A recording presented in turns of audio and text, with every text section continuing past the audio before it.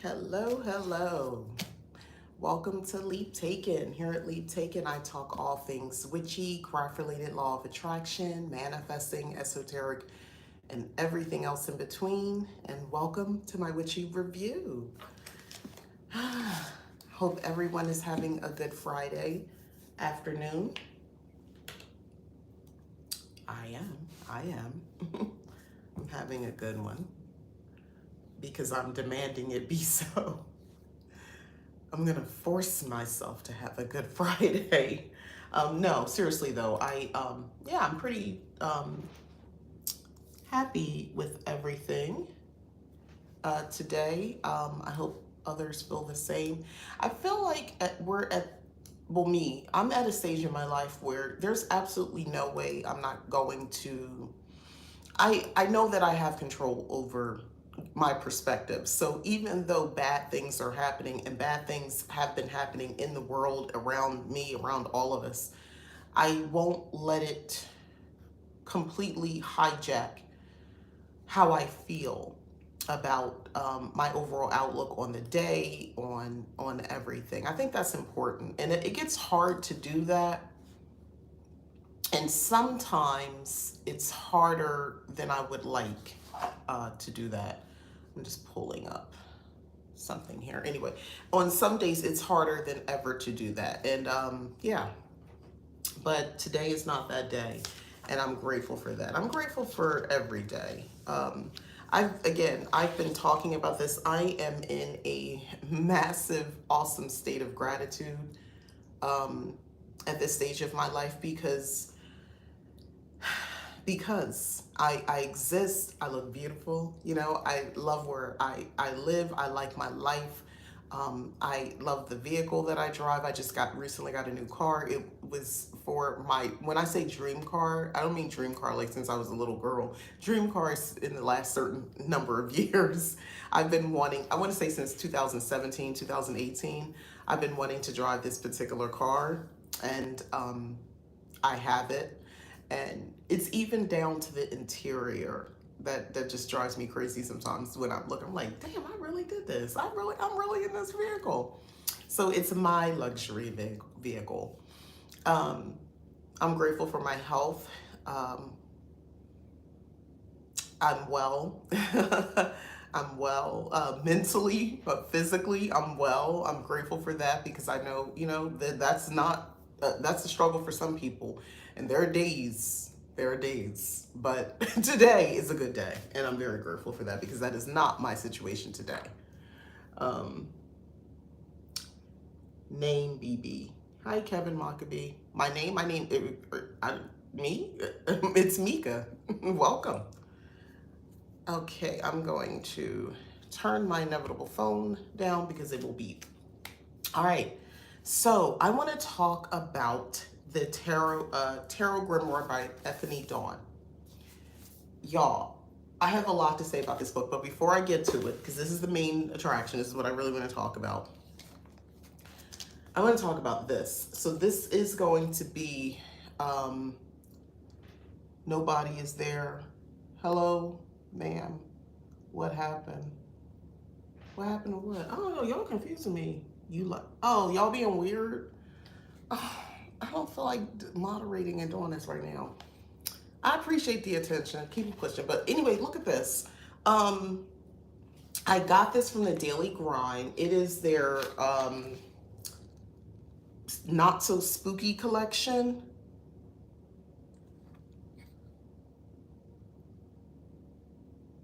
I don't know, but I'm loving the engagement because y'all just helping me out. No, I can't tell you my tarot reading. Yeah, I mean, I can. If you go to leaptaken.com, that's my website. Go there and you can book. No, yeah, I am a witch. Thank you. Witch stories. Well, I'm a witch and I'm telling you a story right now. I love this. So anyway, yeah, so I'm going to be doing my goals in here. And it comes with these divider pages. So I just got this. This sold out, so you can't buy it. Yeah. Don't you love? This gets me going this holiday season. I like the back more than anything. Like, this is so me. This is the books, the glasses, the candle, the pumpkin, the dark background. It's very witchy. I love it, right? Speaking of angels, are y'all watching that show Chaos on Netflix? Oh my God. That is so good. My sister was watching it, and she's the only person I personally know who has been watching it, and we would talk about it. She's like, why did it make me think of Supernatural? So when you said angel, that's immediately what I thought of, because then I was like, okay, I finished all of Chaos on Netflix, and I was like, let me go watch Supernatural. And I just watched the episode, I'm in the early seasons, where there was this priest, he died, he didn't get his last rites read to him, so he came back as a vengeful spirit, but Sam thought he was an angel.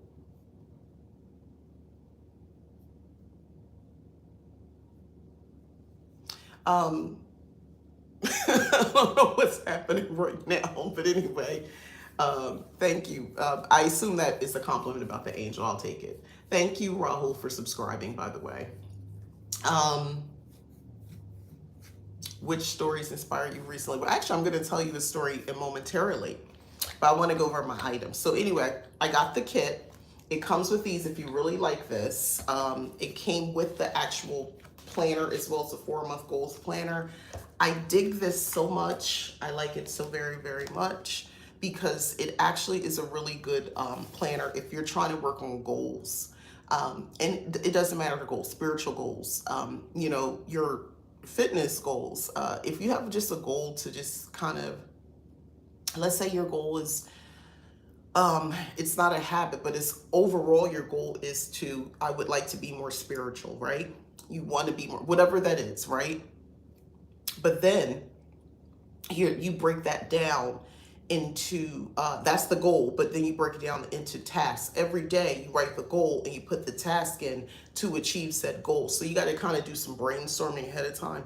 What tasks would get me to becoming more consistently spiritual?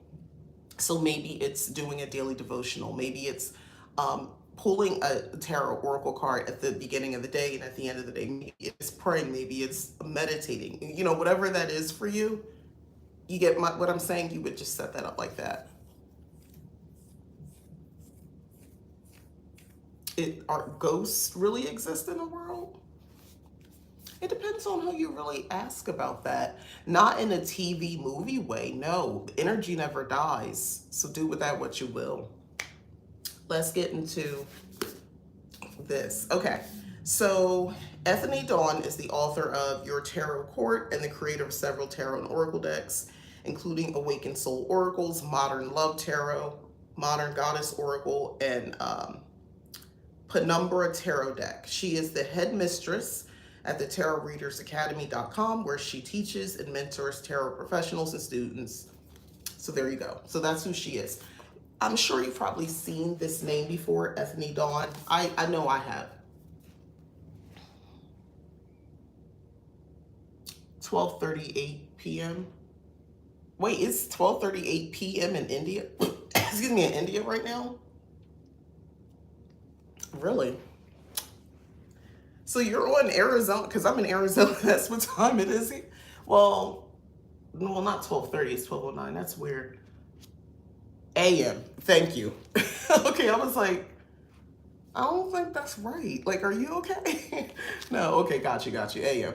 Yeah, it's 12 something in the afternoon for me. Well, thank you for being here. Don't be up too late though. You need sleep. Oh, because of fear. Okay. Well, it's nothing to be afraid of. You create your reality. If you believe it's something to be afraid of, then you'll be afraid. You'll be in fear. But if you truly believe that whatever comes your way, even the unexplained, if you feel that you can handle it, then you will.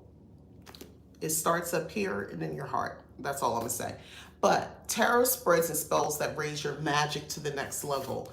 So the first thing I want to talk about with this book is that she does a stellar job in the very beginning, in the first few chapters, of breaking down magic, tarot and understanding. She's very, what's the word? She's being very fair and generous, that everyone's not coming from the same background. You might just have an interest in tarot. You might just have an interest in, you might be someone who practices magic. You might cast spells. You might do a little bit of this. You might be Wiccan. You might be this or that. The point is, something drew you to the book, and she kind of addresses that without being heavy-handed in any direction. I actually really like that. I like that a lot. She talks about how to use this book. And basically, the book is meant to be used to bring, she says, energetic vibration, lessons, and magic of the 78 tarot cards to life. This is a book of practice. So that emphasis on practicing. Okay. So I don't know about that. But anyway, yeah, it's a book of practice. So I'm going to jump ahead to what she means by that. So let's talk about the Hermit. So she starts with the major arcana, then the minor arcana. So here we go. So this, you open up the page. You can kind of jump right in. You could read the beginning part. I did because I wanted to, well, one, I wanted to read it, and two, I wanted to talk about it. But let's get into the Hermit. So she says here, she gives you the meaning of the card. I think this is a great book if you feel like you really want to understand tarot on a little different than how it's been put out there, especially if you're someone who's a practitioner of sorts. Key concepts: contemplation, introspection, solitude, guidance. The Hermit isn't afraid of spending time alone. Most of the time they seek it out, as they're fully aware that their inner voice can be heard better in solitude. This is the card of meditation, self-reflection, journaling, pathworking, and all other contemplative practices. The Hermit wants us to find ourselves and look for answers within, sometimes in places that other people are too afraid to look. The Hermit is a reminder that even when we're alone, we have a team of guides beside us, and we're never cut off from the divine source. And that's kind of what I was talking about earlier, a little bit. And it's kind of how my outlook is. I never feel, I don't want to say never, when I have feelings arise where I'm kind of feel like I'm going through something, I'm the only one going through it. The anxiety that comes with that. How am I going to handle this? Is all on me, that type thinking. One, I know is based in fear. Speaking of fear, I know that's coming out of a place of fear. I know that's coming from a past sense of self that isn't healed. And once I kind of focus on that and I realize that, I pull myself out of that, because that's not true. Fear will lie to you, being in a space of fear will have you thinking things that just are completely untrue. For me, not even just for my clients, but when I personally am pulling cards, especially if something's really going on and I'm trying to process some stuff, or, I'm dealing with something, I don't know. I don't know, and I'm looking for guidance. In the past, when I've pulled the Hermit card, sometimes it means to physically separate myself, and I understand it, depending on what it was I was asking. Other times it's more like, go inside. You do know the answers. Spend some time with your thoughts. And what that means is, it doesn't always mean just sitting quietly and just overthinking. It means having kind of an inner dialogue with that fear in my mind, telling it to basically shut up, stop. We know that's not true. And letting the higher self, my higher self, letting the rational side of my mind kind of come in to the forefront, and hey, now we can have a meeting of the minds, all my selves. I sound schizophrenic, don't I? Anyway, but all my selves, we can all come together, and let's have our meeting now. We had to get this, this fear out of here, because fear is just not very helpful in this situation. It's not helping us. We're just getting anxious. What are we going to do with this? So the Hermit has a deeper meaning. I love studying tarot. I love reading about this sort of stuff. So I'm going to tell you right now, spoiler, this is something I think you should definitely add to your witchy library. Um, I think it goes in deeper understandings. Okay, so let me get back to it. She talks about the meanings, right? So we got the meanings down. Then, message from my spirit guide spread. She gives you a spread, all right? This is exciting. I like stuff like that. So the tarot card that you're looking at, if you want to kind of connect more, well, I'll just read it so you know what I'm talking about. So she says here, the tarot spread for the Hermit is designed for you to gain clear messages from your spirit guides. The tarot is a perfect tool for working with spirit guides. It's like having a phone line to spirit with a roadmap to follow. The cards show you directly what you need to know. They also work your psychic muscles to gain deeper insight into your readings. You don't have to know your spirit guides specifically to use this tarot spread. It may be the first time you've ever connected with them. Like any relationship, forming a bond may take some time, and this is an excellent place to start. See what I'm saying? So the spread is a 5-card spread. What spirit guide wants to work with me? Love that. What is the reason this guide has connected with me? How will this spirit guide help me? What is the message my spirit guide needs to share? And what is the healing / action my spirit guide wants me to embrace? This is great. I love this. So if you, and she even talks about this in an earlier kind of introductory chapter where she talks about, well, if you pull a card like multiple times, there was a period of time, we probably, if you pull your own cards or if you're regularly doing tarot, somebody else doing it for you, you'll notice sometimes there's a theme of the very same card that keeps appearing and you don't understand why that is. Like, why do I keep getting that card? She references maybe there's an opportunity for you to kind of heal from the situation that card is representing, or, you know, there's something unfinished about that, and keep exploring that. Other times it's, what did she say was the healing? And then she says sometimes it's, it takes on it's the same meaning, but it kind of takes on a different dynamic or something like that. She was saying, I can't remember the exact page she said that on, but basically the card still means the same, but you're doing something different in your life. So it's kind of taking on a different connotation now, but you just have to figure that out, but it still applies. I know over the years, this hasn't happened recently, but the Hermit was a card that I kept pulling for myself. So that's why I wanted to kind of come to this one, and I'm going to go over another one as well. But yeah, so this card kept coming to me, and I knew I needed to do more introspection.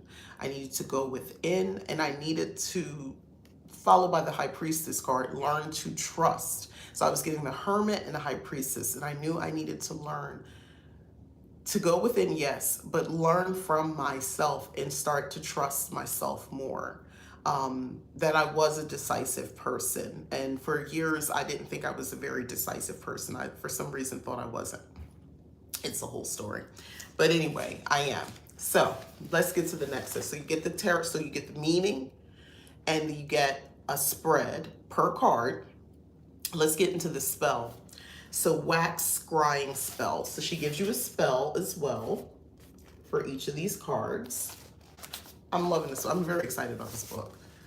One of the key symbols in the Hermit card is the lantern the figure is holding.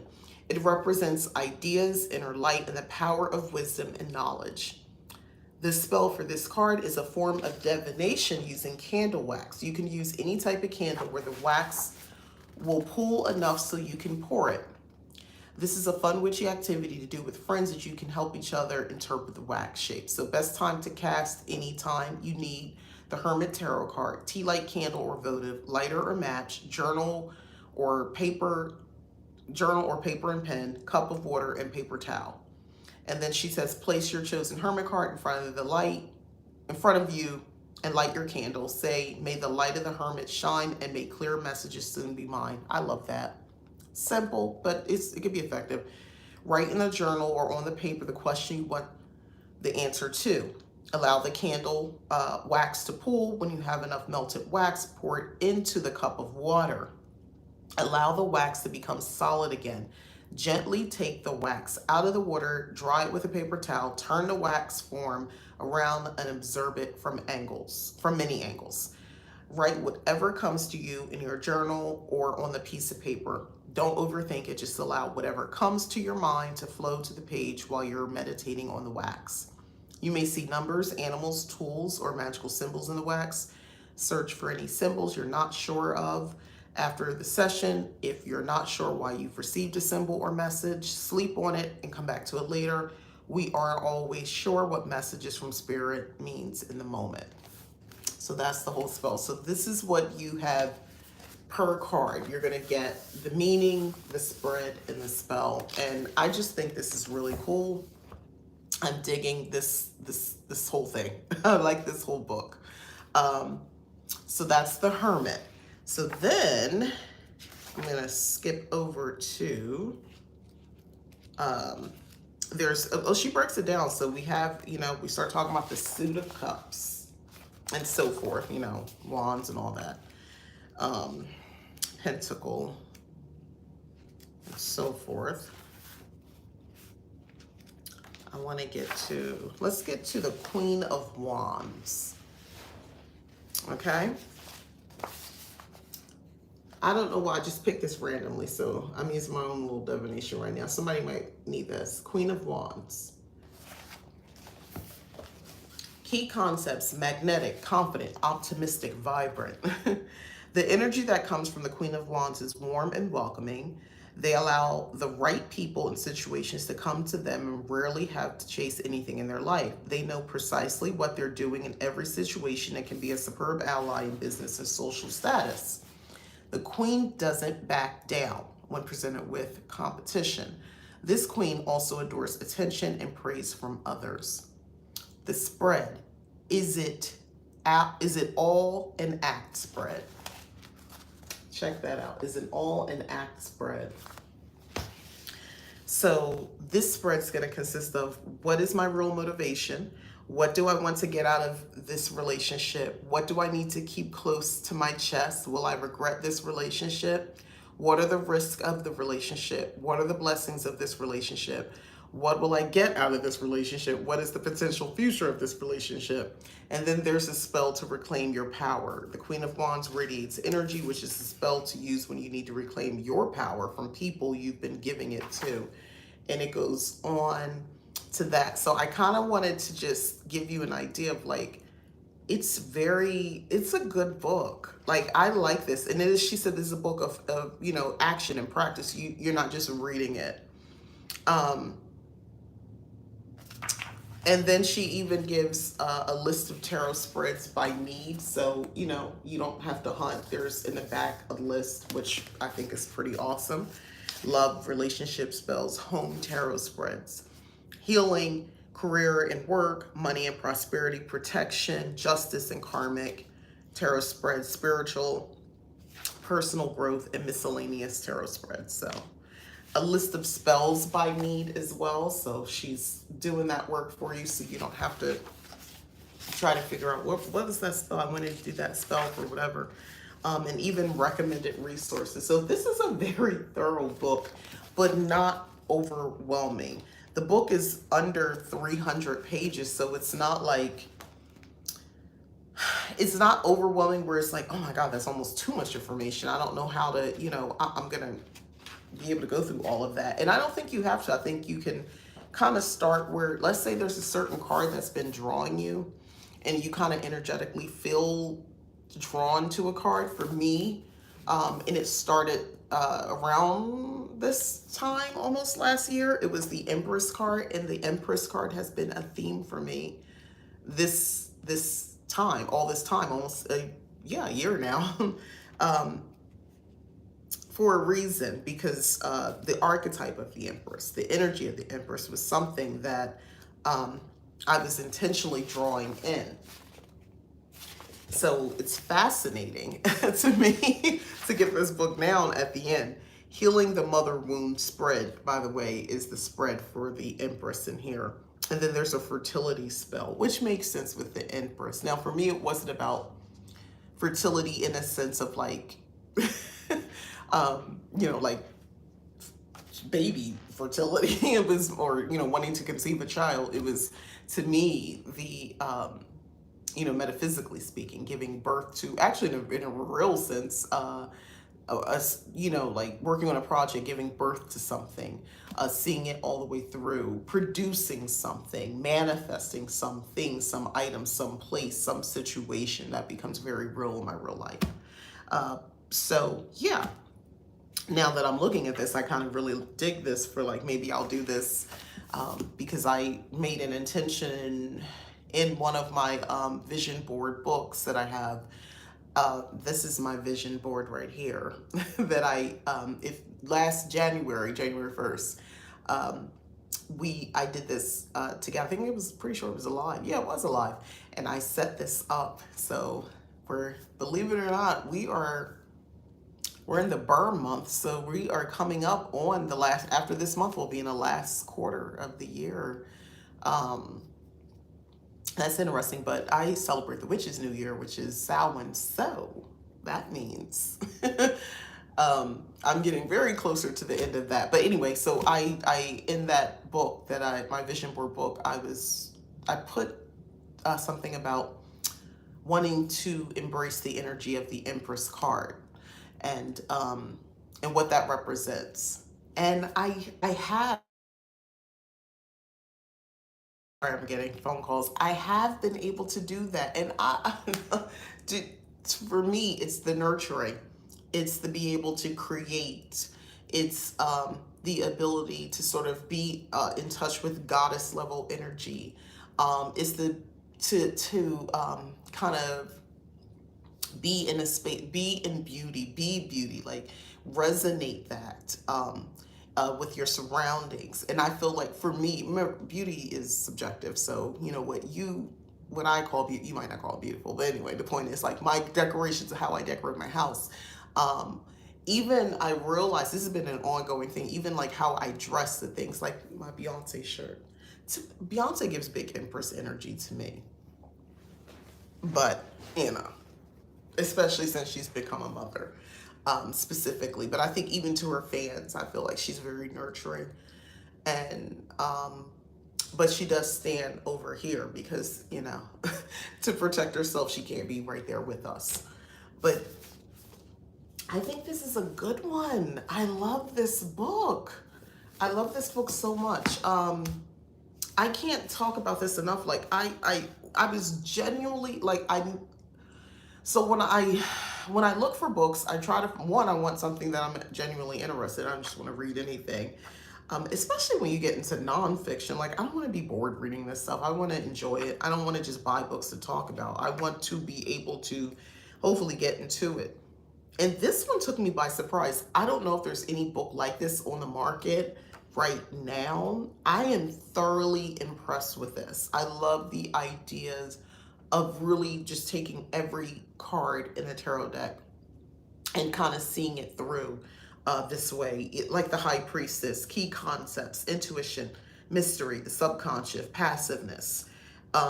There's a spiritual development spread for this one, which, perfect. I mean, I went through this. I think the spells and the spreads make sense for, the cards. I think they align perfectly. How can I move toward making peace with the past? How is my intuition trying to speak to me? And then the spell, Psychic Powers Anointing Oil. Let's get into this. So you'll need a small glass bottle with a lid, a small funnel, carrier oil such as apricot kernel oil. I use avocado. A small amethyst or clear quartz stone, a pinch of dried mugwort. Okay, there we go. Dried yarrow and dried wood betony. Now, I've made a flying ointment. I know the main basis of it was mugwort. It's kind of the same thing. And I made it with coconut oil. So it would solidify, put it in a jar. So basically, I put it on my hands, up here, maybe right here by my throat, like the whole, the chakras. And then I would do like burn mugwort as well. And that was with the intention of increasing psychic abilities, especially if I'm trying to do something, I'm trying to connect, like I'm really trying to connect.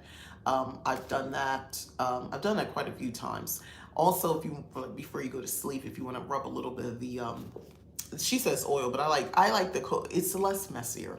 And rub the coconut oil like on your hands or like on your pulse points or something like that before you go to sleep, and see if you have dreams or lucid dreaming, visions and thing, omens and all that sort of stuff, or if a spirit comes to you.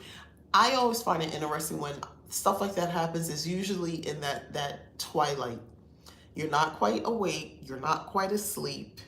You want to believe you're lucid dreaming, but you feel more awake than not, but not really. Perfect.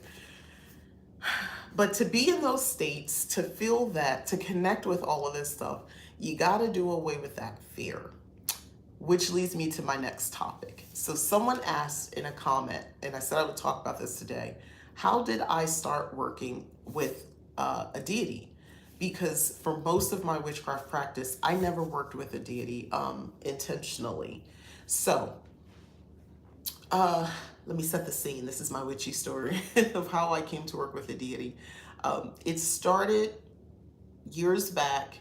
I was okay, so I came into this practice as a Wiccan, as a lot of us do. I came in practicing Wicca. Wicca was good to me. I have nothing negative to say about it. For me personally, it just evolved beyond that for me. No harm, no foul. So I started my practice being Wiccan.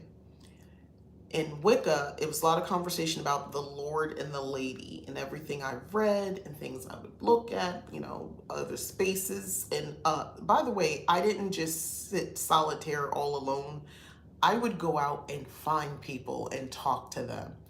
I'm not, sometimes I say I'm an introvert, but I don't think I really am. I'm an extrovert who sometimes plays it being an introvert. I reach a cap. Like I can be out, and I can definitely put myself in situations where I don't know anyone. I never would say I was a shy person, but sometimes I'm not, just like anybody else, you're just not in the mood, right? You don't want to do that. You don't feel like putting on. I don't want to do it all the time, but when I can, I put myself out there. And I was putting myself out there, and I was meeting different people, different walks of life, who practiced witchcraft, who practiced the Wiccan faith. So I had access to people. The point is I'm making, this wasn't all me, just reading things in a book. And I noticed I wasn't having this connection. I also had a lot of reservation about working with the deity because of holdover stuff from Christianity. I'm not, I had spent so much work divorcing myself of that whole system and rewiring my brain and my patterns, my thoughts, and kind of redoing that so that I was able to really come into witchcraft in a way that wasn't in so fear-based, because it was initially, even though I was drawn, I was afraid of every dang old thing. I really was. I really was. Like, when I first understood the horn god and all that sort of stuff, it freaked me out. Not enough to give up, but enough to be scared. Just terrified. Fancy wine glass for your water. It's full of ice. Anyway, so I started off there, and I struggled with the concept of the Lord and Lady. I wanted to believe. I wanted it to be real. I also, at the same time, was understanding ancestors. And again, I wanted to believe. I wanted it to be something more. But see, Wicca didn't give me the ancestor reverence that I would later learn. I didn't get that from there. And that's okay. I think everything happened for a reason. I don't think I was supposed to be in touch with a deity yet, because my mind wasn't ready. I would have rejected it. Like I said, I was still try not to succumb to fear. I also didn't like the idea of this entity in charge of me. I hated that. I didn't like the idea that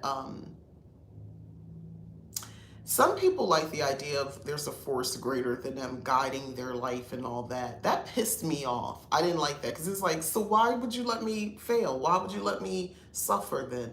Again, it's the holdover from the Christianity thing, and I had very strong opinions about that, so I didn't want any of that. So if that's my mindset, I'm not going to be very open to working with a deity. So even if something was reaching me, I wasn't trying to hear it. Fast forward years later, I'm no longer calling myself Wiccan. I don't even know what the catalyst was, but I'm reading, I'm learning more about different things now. And now I'm in like, I was reading something about, a lot of information about Isis and stuff like that. And then Hathor came into my purview, and I was like, why am I stuck? Like the other stuff I would just read, but for some reason I was really stuck on this particular goddess. I was really like, she held my attention. And when I started understanding like her connection to like cows and things like that, and I lived at that time in like a more suburban rural area, more rural than not. So I had access to cattle ranches, all the like I would drive down this road and they were on either side of me. It was just like it's a 2-lane road, like in a country. And I'm seeing cows a few feet away from my car, and I would slow down because sometimes there wouldn't be any other cars on the road. This is a very long country road, just 2 lanes. And I would kind of just pause, and they were just, for the first time in my life, I realized the majesty in these animals. And I was like, what am I feeling? Because I've seen cows before. What is this? And it started off as just these little thought forms and whispers. But I still wasn't trying to do any kind of devotional type work or really even accept this concept of deity. I just thought it was, I'm a practitioner, so I don't think it's a coincidence that all this stuff is happening. I believe it's intentional, but I'm not doing anything more with it than filing it with, oh, this is awesome. I love practicing witchcraft. This is so cool that I'm experiencing this, and just walking away from it. That just went on like that with me.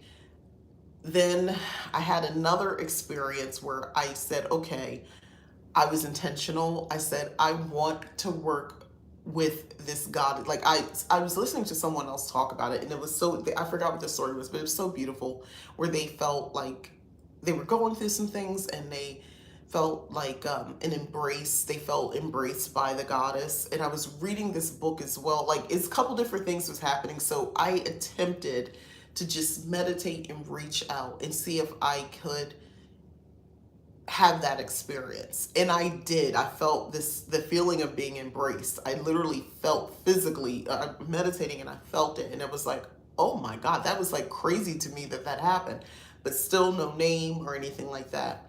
Again, file that under, that was a great experience. I didn't do anything else with it. Years later, many years later, what is that, 2021, 2022? I don't even remember now.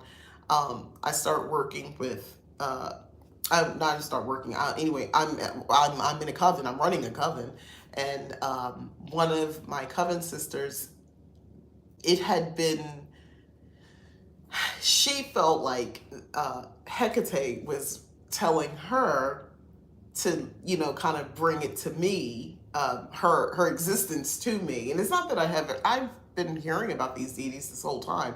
I just didn't, again, there was no real connection. It was just very high level for me. So we did a ritual, and on her night in November, was it November 16th? Hope I got that, 13th, 16th? I don't remember right now. But anyway, we did a ritual, and she came to me that night in a dream. And you were like, oh, how do you know you didn't have a dream?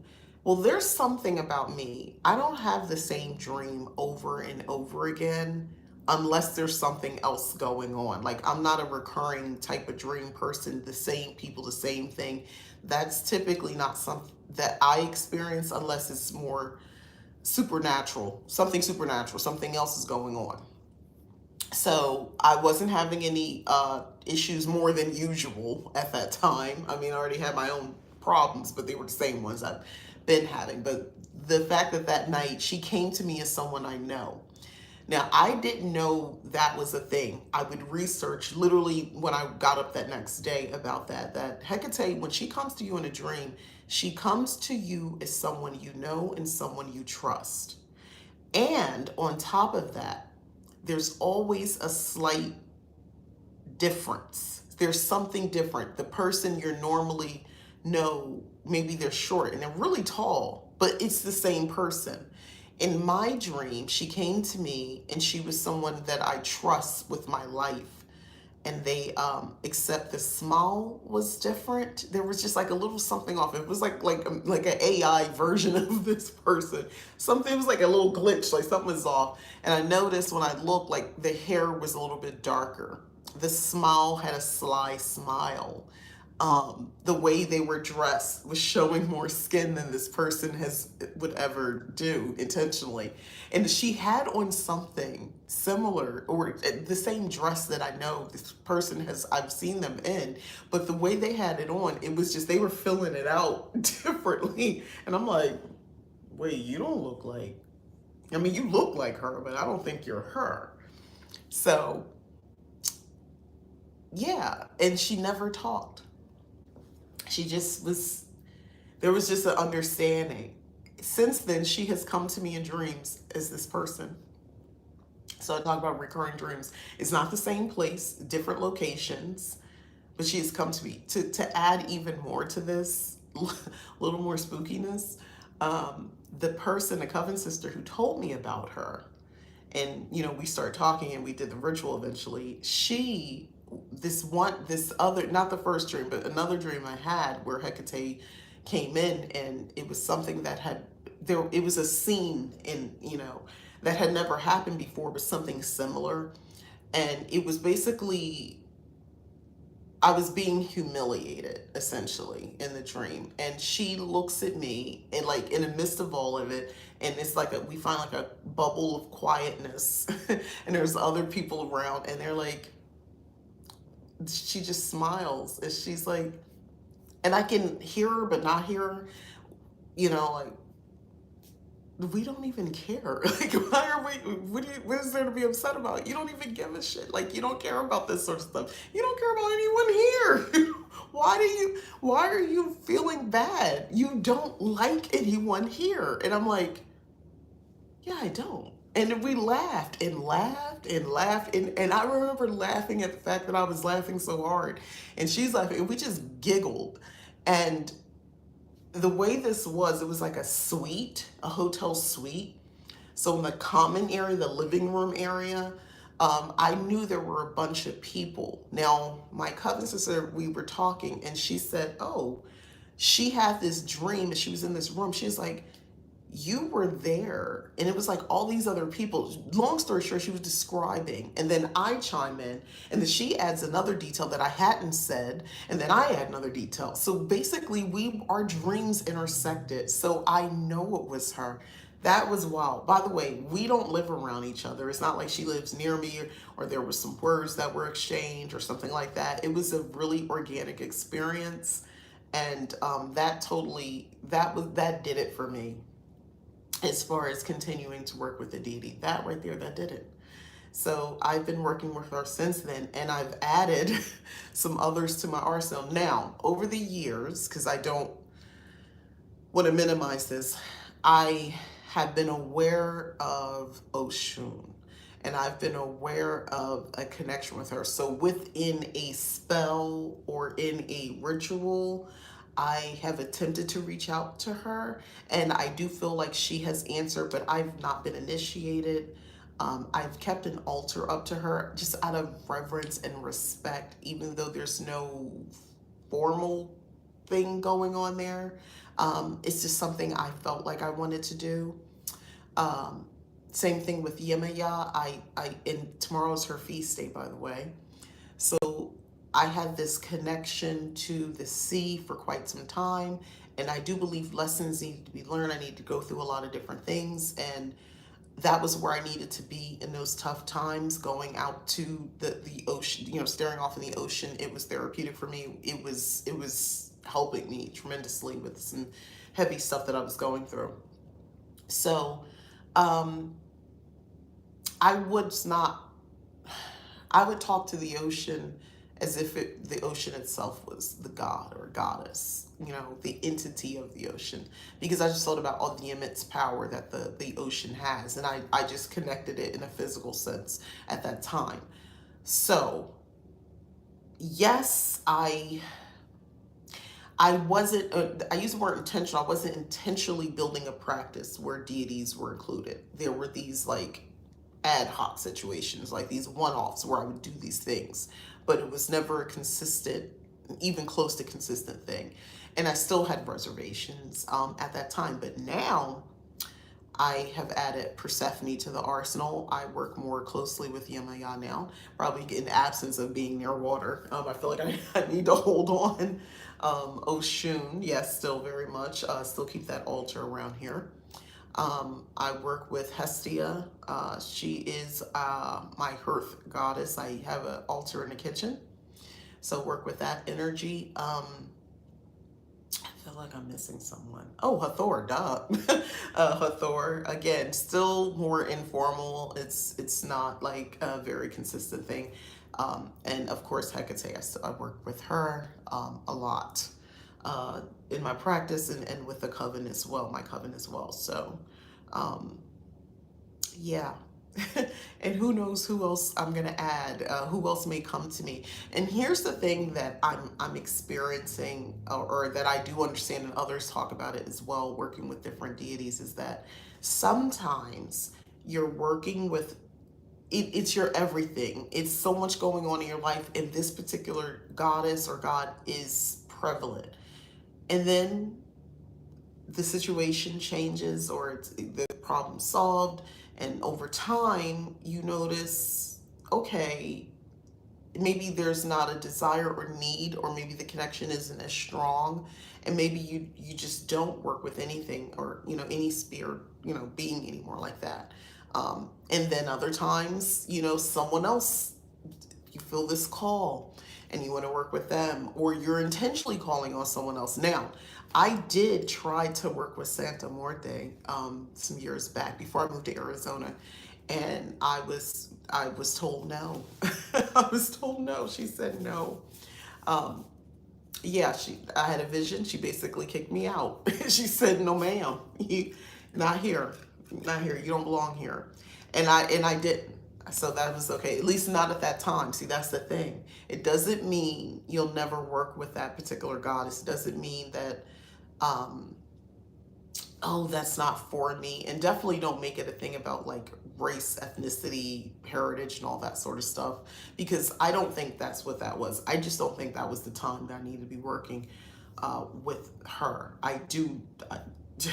In hindsight, where I saw everything went, I don't think that was a good idea. So, things had to unfold the way they unfolded. I might have made the process take probably a little longer than I should have, because I was being very stubborn at one point. But here we are. Here we are. But yeah, again, just to sort of recap, the Daily Grind Goals Planner. This is the new Not So Spooky collection. Unfortunately, this one is, what she call it, Pumpkin Spice Princess. This particular one is no longer available, but I just got it, and I love the orange disc with the glitter on it. I love everything about this thing so much. I really do. And I'm waiting for my other inserts to come, and then this will be filled in. So I'm going to, well, a couple things. So let's talk planners for a second. Y'all know I'm a Happy Planner person. I've been using Happy Planner for years. I love Happy Planner. I do. But, oh, my eyes look so red. Oh, I'm going through some changes over here. Something irritated me earlier. Probably, I don't know, something I did. But anyway, let me pull this up. So I bought a bunch of happy planners. Like this Snow White one, which I love Snow White, so I like having this. This is actually the one that I use for planning content for, is it for this channel? Yeah. Yeah, for this channel. Yeah, I was like, yeah, use it for this one. This is an undated happy planner. I don't, it's a tough thing to leave a system, I think. But what's going to start to happen is I'm going to get more into like the concept of like bullet journaling and things like that. And I'm going to be using this as a Franken planner. So I'm going to have my goals section. Let me show you, because I've already kind of got it set. So I'm going to have my goals, and this will be the goals planner that comes with it. On the back, like I put the month, so this says for September. So I have the goals, and I'll just put every month in here, so it won't be too bulky. And then I have a social business, so this is everything from my lead taken, essentially, as far as the social media side of things, and my website, the business part, so stuff there, keeping a calendar there. And then my health and fitness will be in here as well. So I have like a separate planner, happy planner that I've been using. So I'm going to do something different. And then challenges. So I'm going to be doing a sort of challenge thing coming up that actually the Daily Grind sells. It's called the Glow Up Challenge. So I bought that. It's a planner insert, so I bought that. And then they have something for fall. That's another challenge, so I'm gonna do that and put that in that section. So yeah, I'm Franken planning this whole thing. By the way, this glitter, you can actually feel it on here. This is so, I love this so much. It's so cool. But anyway, yeah. So I'm going to be leaving, I think, for 2025, the Happy Planner. Now, the other thing is, they sell a budget planner, and it's an insert, and it's not a planner, it's an insert, and I'm seriously thinking about that. Or I sell my own planner, the Cottage Witch planner. So these are like specific things, but my catch-all planner where I put like my doctor's appointments, birthdays, everything, you know, basically could be overlap. My name is an A5 planner. It's the Cottage Witch planner that I sell. If you're interested, go to leaptaken.com. I'm actually working on another format for the Cottage Witch planner.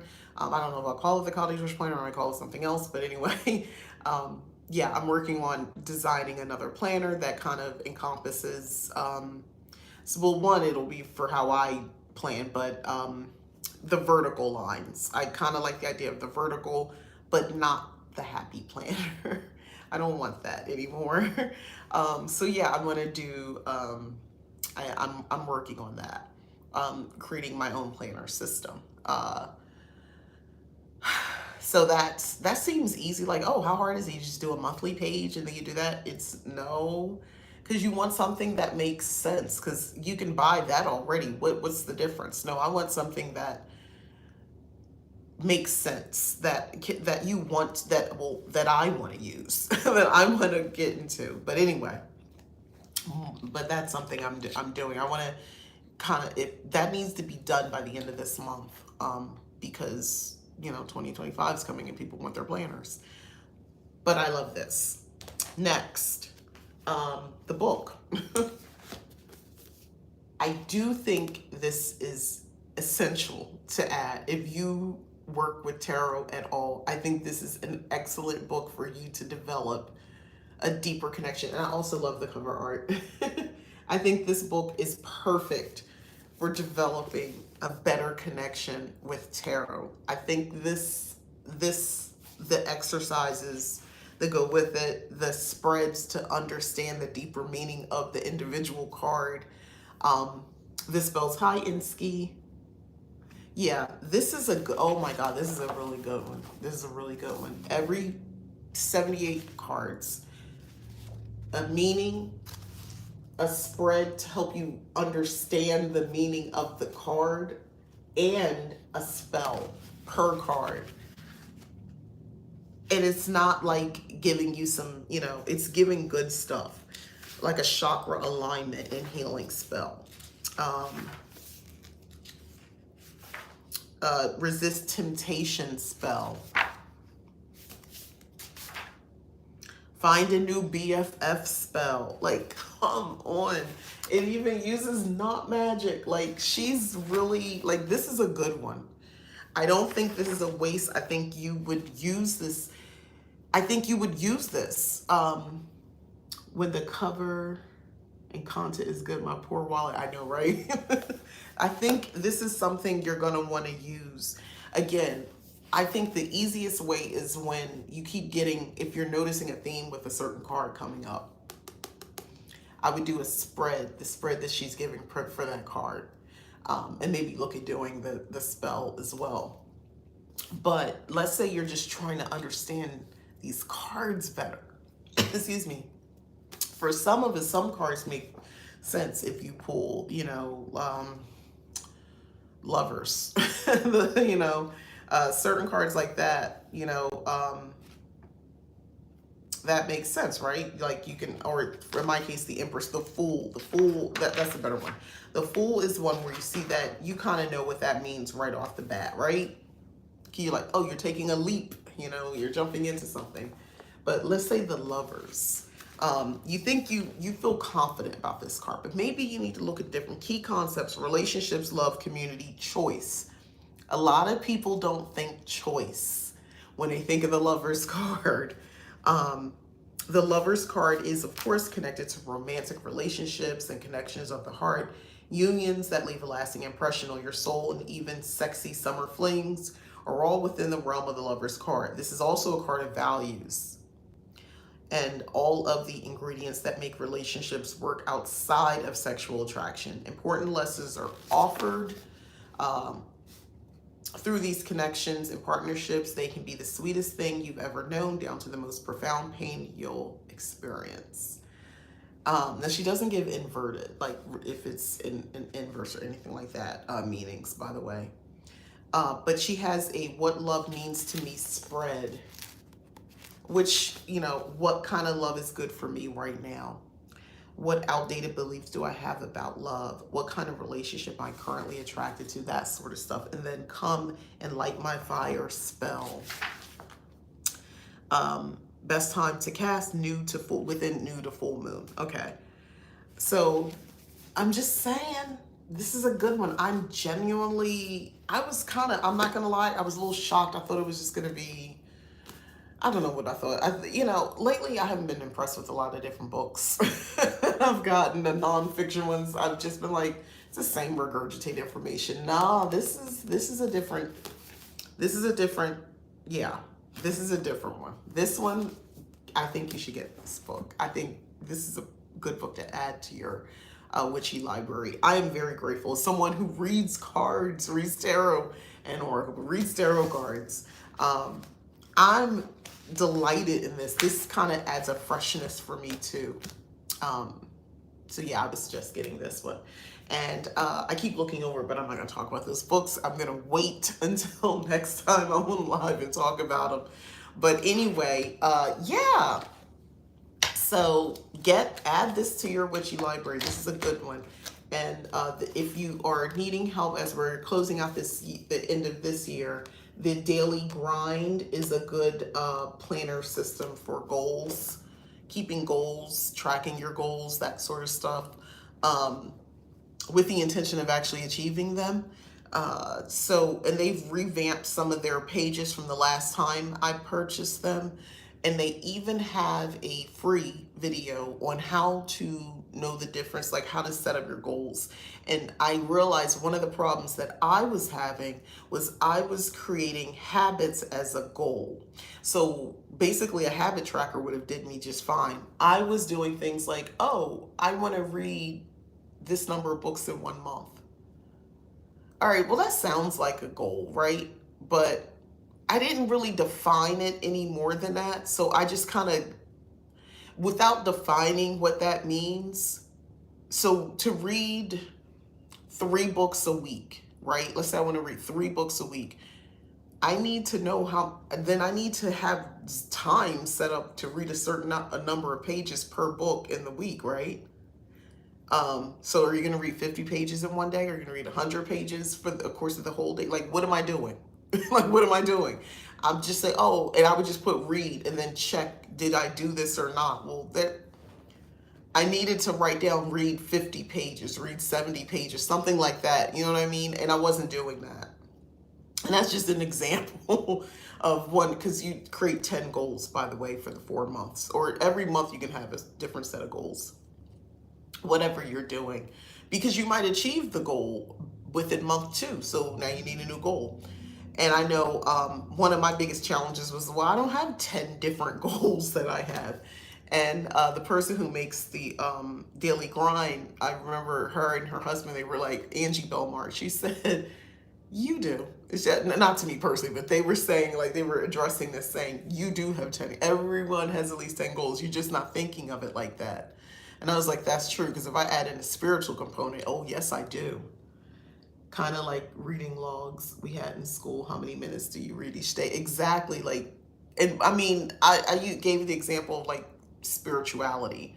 Let's say you're making a point. I want to be a better witch. I want to really get more into practicing witchcraft. More than I've been doing. I haven't been consistent. I want to set that as an actual goal. So what does that look like? What would that look like to you? So now, and she gives you like bullet pages, like, you know, clear pages with just the bullets on them. So you can kind of mind map. So you can say, be a better witch is the goal. So you define what that is. So you write down underneath a list of what does it mean for you to be a better witch. And then, okay, reduce that because you're probably not going to do everything on that list. You know, reduce that to the top, the main things, you know, out of the list. So let's say you wrote 5 things down, you know, maybe take like 3 out of that 5. Now for each of those 3 things, what's the task associated with that? So, you know, to be better at tarot, I want to read tarot. I feel like I've never mastered it. Okay, so so that's, you know, to master it, this is all part of the major goal. So to master tarot, what would that mean? Well, you might get a book like this to help you understand the cards a little bit more. And, you know, I would say that, you know, take a class, you know, study by a book, or just do some sort of like self-study where you sit down, journal about each of the cards in the deck. Create some sort of study plan, like write your own definitions as it correlates to the definitions of the deck. You're going to have to do something. And, you know, you would make a point, say, I'm doing this, you know, every other day, or Saturday's my day to pick 2 cards. And I go, and this might be a very long thing that you do out where you say, you know, I'm going to pick like 2 or 3 cards and I'm going to write about those and study on those cards. And that becomes your tarot study. And that's just one of the goals, one of the tasks to be a better witch, but the goal is to be a better witch. So that's what you do on Saturday. And then Monday through, you know, Friday, it could be to pull a card every day before you wake up, and just 1 card. And that's still technically part of the, you know, that, but also that's what you want to do to be a better witch. So that's a whole other thing. You know, the moon, so you want to know the full moon, the new moon, all that sort of stuff. Maybe you want to do rituals. So those would be the tasks that you would write down under the goal of being a better witch. And yeah, you would mind map all this stuff out first. And then it's just a matter of, oh, now that I see what it looks like, I can just plug in the tasks each day of what I want to do. So when I started thinking about it from that perspective, I was like, huh. Well, now I get it. I know how to use this planner better. I know how to use this to my advantage. So yeah, this is going to be interesting because I start this, I just got the new planner and all that this week. So I just started setting up some of the pages. I didn't actually fill in my goals because I'm still thinking all them out. So I'm a week in, so I'm going to be a week off in September, but this is as far as I got. I felt this is a black and white sheet. I just highlighted, put the months in, and did some highlighting and put some washi. I made it pretty. That's as far as I've gotten. But I just sat down with this yesterday and started doing this.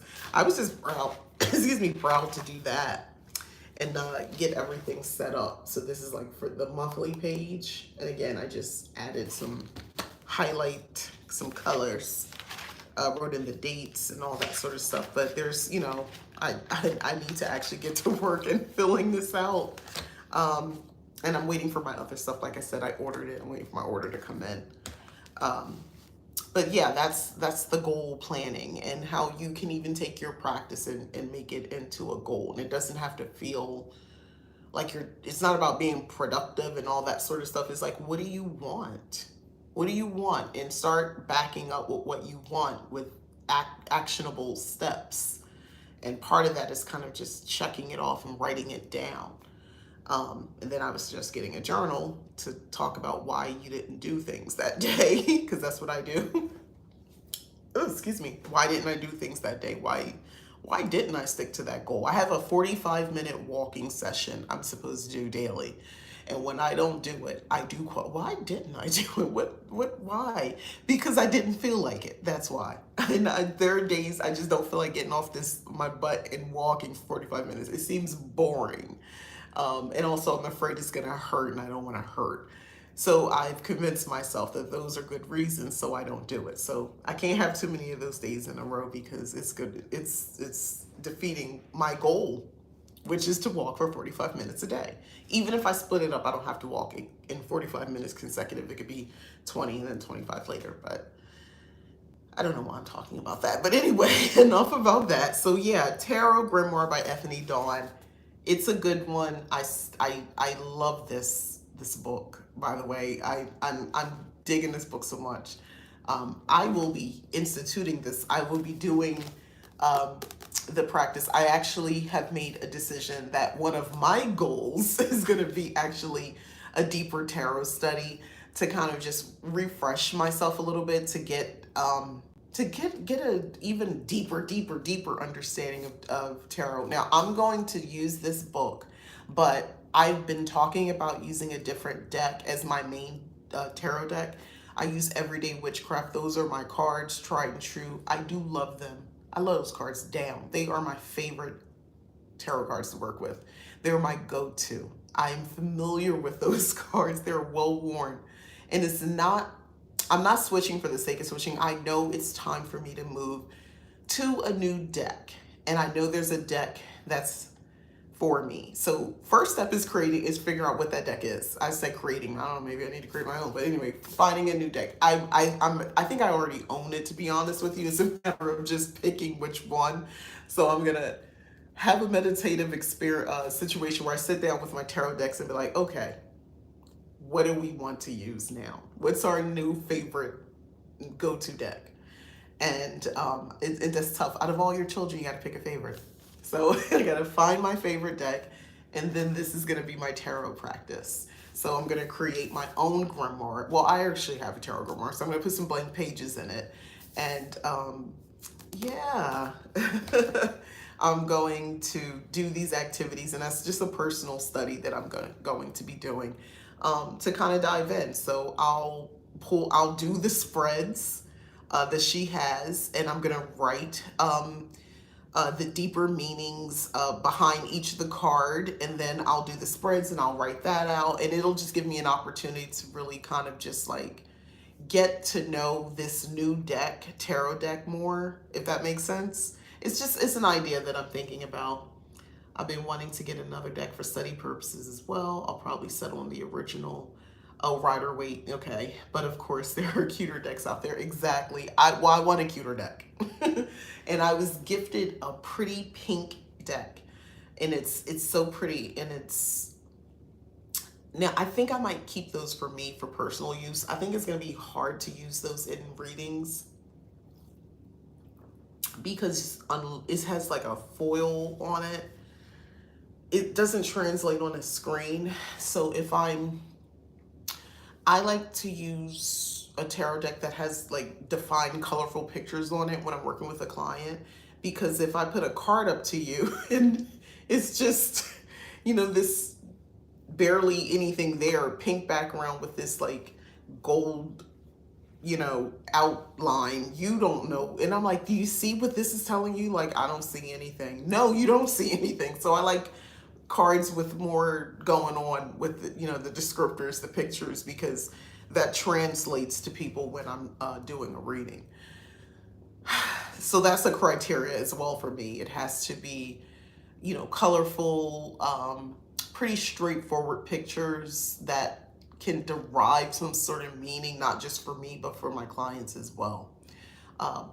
This is how I'm going to break it in using this. I've got so many cool things going on this month of September that I'm starting. I have, with my coven, we're doing our own book. We have like 3 books we're working on at the same time this month. We start this month. Um, I'm preparing for the autumn equinox. I'm preparing for Samhain, low key, as well. And then very closely, so I don't know, the Burr months are my favorite because there's always something going on with me. There's something I'm looking forward to. This is my happy time. I'm so excited about everything. But I'm going to go ahead and wrap up because I have an agenda today of some other things to do. I appreciate everyone for being here. I appreciate the engagement, especially earlier. I think my new friend, what were your name? Rahul. I think you probably passed out by now, but thank you for watching and engaging with me. And Insky, I appreciate you as well. And I hope everybody enjoys their weekend and, you know, have some fun, be in a space of gratitude because there is something to be grateful for. All right, I'm going to end it here. Bye. Oh, like, subscribe, share, and all that stuff. All right, bye.